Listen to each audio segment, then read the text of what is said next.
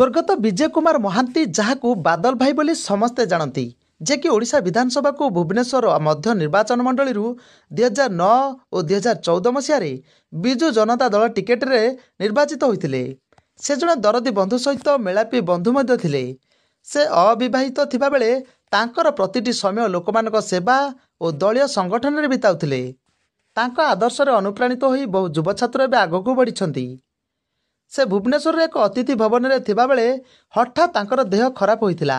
तेबे सेठारु तांको चिकित्सा पाई कैपिटल हॉस्पिटल निया जाइथिला। हेले सेठारे डाक्तर तांको मृत घोषणा करथिले।